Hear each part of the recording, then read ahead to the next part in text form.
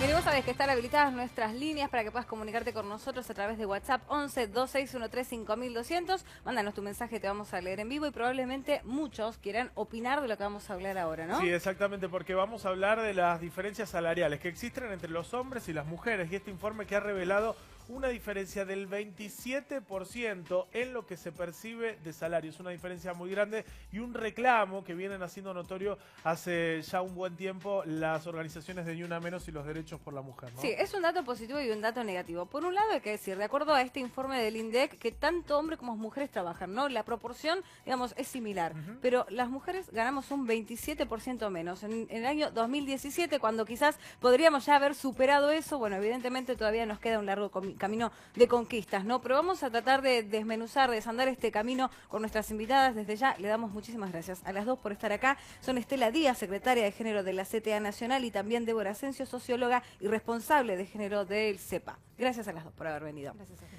Bueno, yo decía, ¿no? 2017, según este informe, tanto hombres como mujeres trabajamos, digamos, hay una paridad de alguna manera, si se quiere, es ínfima la diferencia, pero la diferencia sí está en los salarios. Según esto, no tanto en igual trabajo, igual remuneración, sino por los puestos a los que pueden acceder cada uno. Me gustaría saber, por parte de cada una de ustedes, ¿no? ¿Cómo es su visión al respecto? Bueno, efectivamente es como vos decís, el INDEC publicó recientemente los resultados de la encuesta permanente de hogares para el primer trimestre de 2017 y allí se constata la existencia de una brecha salarial entre varones y mujeres del 27%. Esto quiere decir que las mujeres ganamos un 27% menos que los varones, ¿sí? Y las causas de esta brecha salarial tienen que ver con que las mujeres estamos sobre representadas en los deciles de más bajos ingresos, es decir, que somos mayorías en esta proporción, en esta categoría, y estamos subrepresentadas en los deciles de más bajos ingresos, es decir, que somos minoría. ¿Qué quiere decir esto? Que para la población urbana proyectada al total del país, que es la proyección, la población que toma la encuesta permanente de hogares que les mencionaba recién, si la dividimos ese total por deciles, de la mitad para abajo, las mujeres representamos el 60% en esa mitad de los deciles más bajos, ¿sí? Es decir, que somos la gran mayoría. Y de la mitad para arriba, es decir, en los deciles de más altos ingresos, las mujeres representamos solo el 40%, ¿sí? Esta es la causa de la existencia de la brecha salarial, como bien vos mencionabas.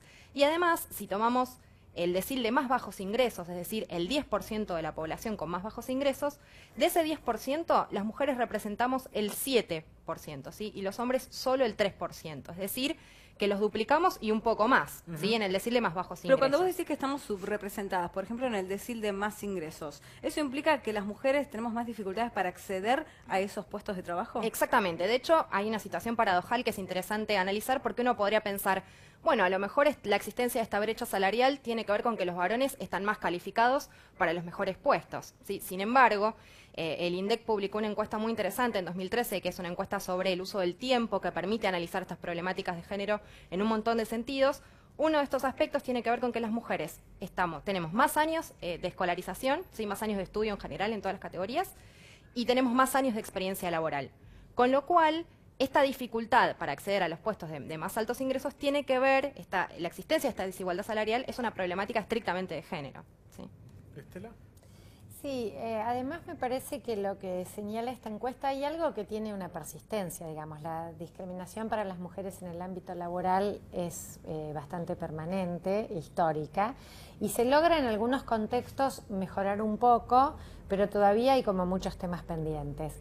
Y lo que pasa con este tema de la brecha, una cosa que me parece que es importante explicar, porque se habla de un 27% promedio. Cuando vas hacia los sectores de menores ingresos, esa brecha se acrecienta y se acrecienta mucho. Incluso se acrecienta también la participación. No es tan pareja como en la ciudad de Buenos Aires, por ejemplo, que es quien tiene los mejores indicadores por las características que tiene Buenos Aires. Su ingreso per cápita es mayor, bueno, otras características socioeconómicas que tiene la ciudad. Pero además, la cuestión es que la discriminación en general no la encontrás directa. No es que ustedes dos trabajan aquí de conductores de la televisión, seguramente les pagan el mismo salario a ambos. No es una discriminación, uno no encuentra las discriminaciones explícitas directas. Hay un conjunto de factores que hace para que se componga la brecha. ¿Y con qué tiene que ver ese conjunto de factores? Con que las mujeres en general no llegamos a los puestos de mayor jerarquía, que además estamos sobreocupadas o sobrerepresentadas en puestos que se pagan menos que los que están los varones, y además trabajamos menos horas. Lo que también daba cuenta esta encuesta es que la cantidad de horas de trabajo promedio de los varones está entre un 37 y 40 horas semanales. En cambio, las mujeres 30. Hay 5 o 6 horas de trabajo remunerado. ¿Con qué se combina además esta discriminación? Con algo que ella mencionó que daba datos la encuesta del uso del tiempo. Que las mujeres donde sí trabajamos más es en el trabajo no remunerado, en los trabajos de cuidado familiares y en los trabajos comunitarios y sociales. Trabajamos en promedio 3 horas más que los varones.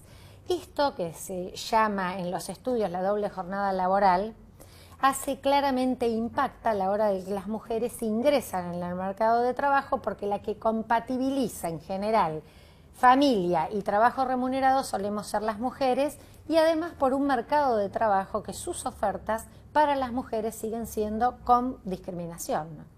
Yo hace un mes leía en un medio de Estados Unidos una encuesta que se había publicado y me gustaría ver si ustedes pueden traspolarlo a lo que pasa en Argentina, ¿no? Y lo que decía es que en Estados Unidos la sociedad lo que está atravesando es una situación en la que las mujeres están de alguna manera condenadas a aceptar aquellos trabajos que son menos remunerados, mientras que los hombres de ninguna manera los aceptan o no los aceptarían. ¿Ustedes creen que las mujeres acá no tienen otra más opción que aceptar esos puestos de trabajo menos rentados?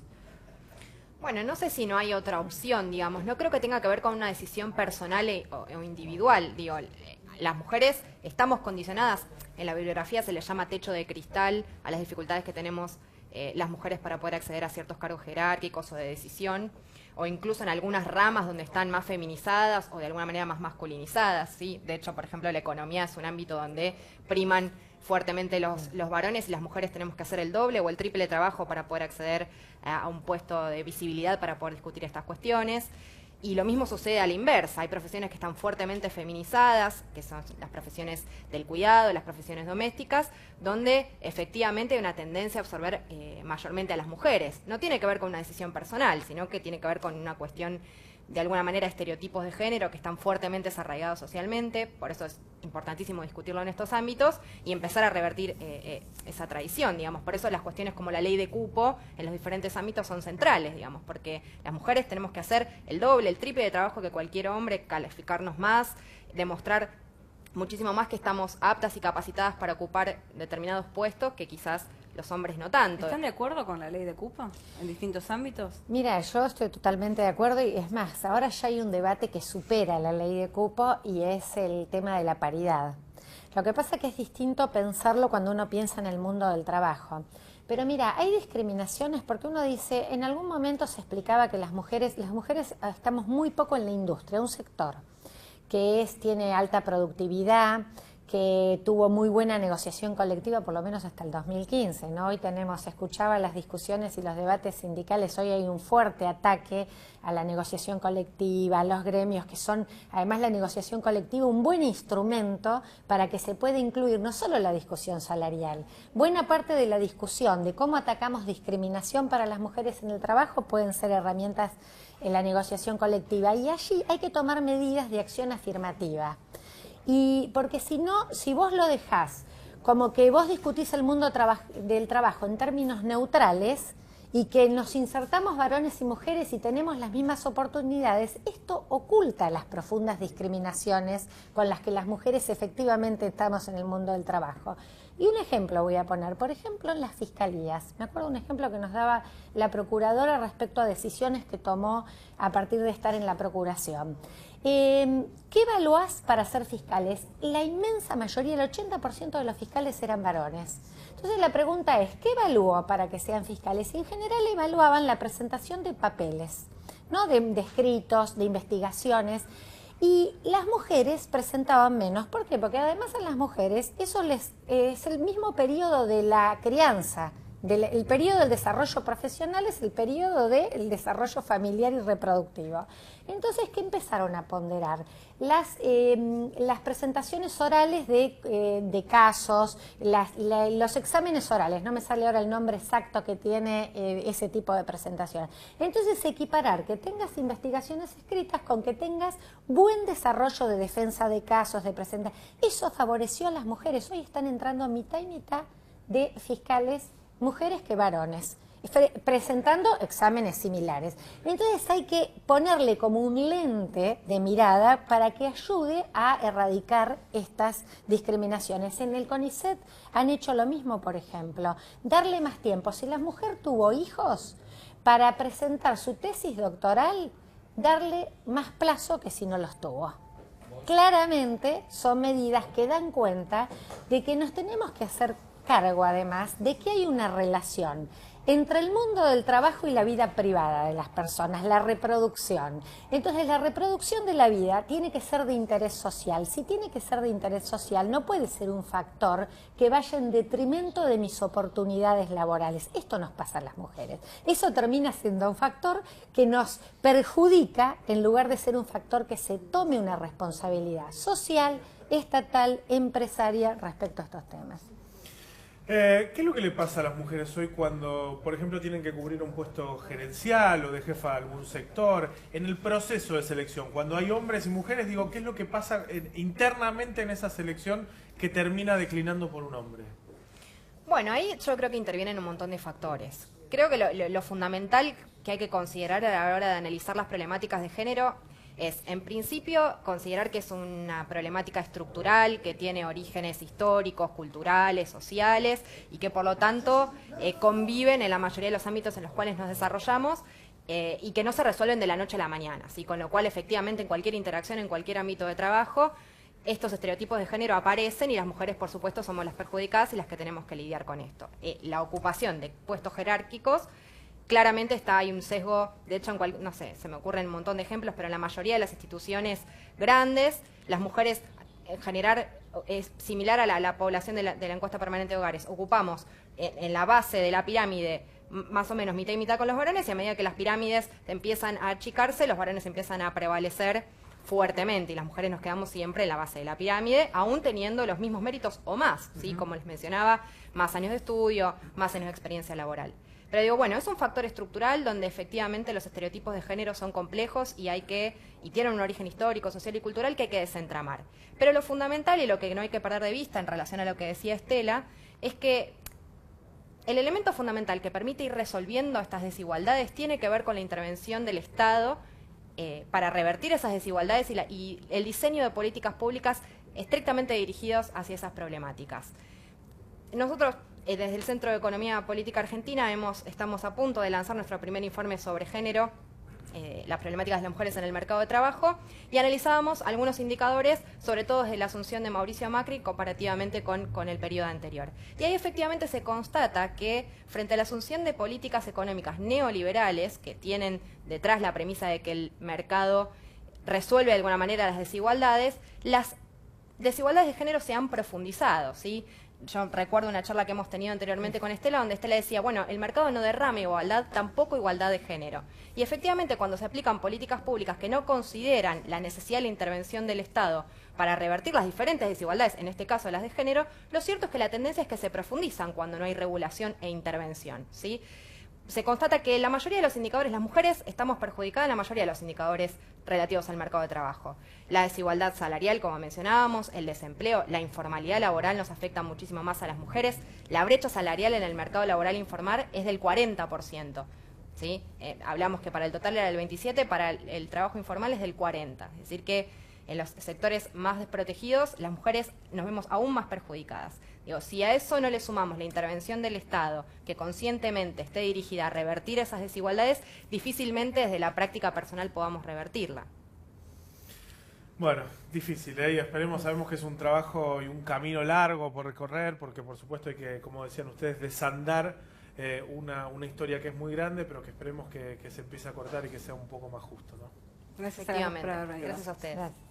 Vamos a cambiar de tema y vamos a darle el pase a Fernando Amato porque han pasado muchísimos años ya desde el atentado a la AMIA y se sigue investigando y ahora ha aparecido un perfil genético que no coincide con ninguna de las víctimas. Así es, Agustina, dentro de pocos días, el 18 de julio, se van a cumplir 23 años del atentado a la AMIA y sigue habiendo novedades. Digo, cuando uno habla de que la justicia es lenta, 23 años, si no es una muestra de lentitud, es difícil encontrar otro ejemplo. Recordemos que luego de la muerte del fiscal Alberto Nisman, que era el encargado de la investigación, se creó la UFI-AMIA, la Unidad de Investigación Fiscal de la AMIA, compuesta por 3 fiscales que se dedicaron a ordenar distintos tipos de pruebas, entre ellas los perfiles genéticos. De hecho, se encontró a una de las víctimas que faltaba identificar, Augusto Daniel Jesús, y se encontró un perfil genético que no responde a ninguno de las 84 víctimas del atentado. Por eso se habla del patrón genético número 85. Recordemos los 3 fiscales de la UFI-AMIA, que son Roberto Salum, Leonardo Filippini y Santiago Eyervide, dispusieron distintas pruebas, además de esta que estamos hablando, como por ejemplo la revisión de las piezas del automotor, elementos secuestrados en el lugar del atraque y otras pruebas que no se habían hecho llamativamente hasta el momento. Siempre se habló de la famosa Traffic, del coche bomba, del que manejó. Nunca se había podido dar una veracidad sobre esa información o esa especulación. Lo cierto es que ahora con esta información se abre o se profundiza la idea del ataque suicida a la sede de la AMIA. Habrá que esperar cómo siguen las investigaciones, pero es un paso importante en esta causa.